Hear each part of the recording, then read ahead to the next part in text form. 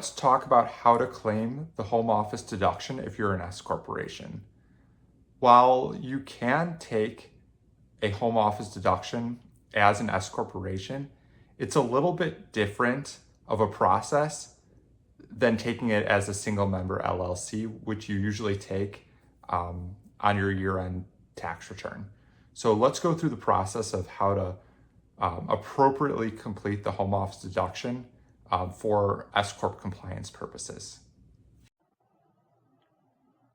So here are the necessary steps you need to take to do an home office deduction for an S corporation in the correct manner. So I apologize for the terrible handwriting. I did this in a Microsoft whiteboard, so my handwriting isn't actually this bad. So the first step for the home office deduction for an S corporation is creating an accountable plan. This is basically an internal document that allows the business to reimburse its employees, shareholders, tax-free, and then the business can later take a deduction for it. So this isn't a document that needs to be filed anywhere with the IRS. You can find a template of an accountable plan on our website. Just fill this out and hold it for internal purposes. So if you're ever audited by the IRS, you have proof that your reimbursements to your employees or shareholders are tax-free. You can see the little business is reimbursing our happy employee, and that transaction is tax-free for the employee or the shareholder, and it is deductible for the business. The second step is calculating what the deduction is.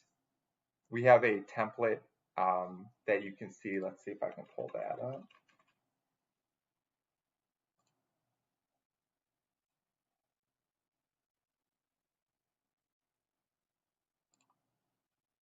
So here is an example of the S Corp home office deduction template that we have.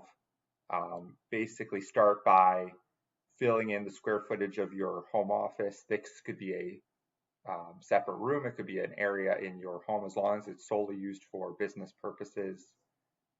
You can claim the home office deduction. So enter the square footage of your home office, enter the square footage of your home, and it'll automatically calculate the business allocation percentage. So now we'll start to fill this out, and this is available on our website. So you can go and calculate your home office reimbursement. So let's say your rent is $3,000 a month. I'm not going to do all these, but we'll do electric for $100. You don't pay for water, and then you have gas for $75. And you can see here your based on the square footage percentage of 7% and your rent, your utilities, your monthly reimbursement from the business to the owners or the employee is about $216 per month or $2,598 per year. So this is what you can do to calculate your home office reimbursement. The next step is documentation.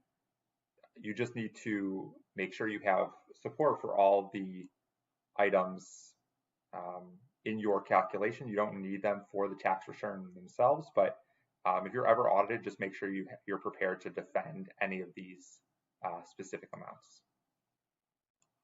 Step 4 is actually make the reimbursement. So with a single member LLC, at the end of the year, you just complete the specific tax form and then you claim the home office deduction there. However, with an S Corp, you actually need to make payment from your business to the owner individually.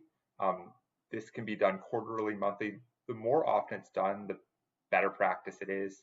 So you can see here the calculation of $216 per month. So if you just want to reimburse, the business wants to pay the owner, whether that's through Zelle, through check, through bank transfer, $216 per month or $649 per quarter, you're able to, once you make that payment, the last step here is actually recording the expense in QuickBooks. So when the payment goes through your bank, at that time you would just code that transaction to rent, utilities, you can break out the transaction. It can be one reimbursement, it can be two. You could have rent and utilities separate. You can have it lumped in as one.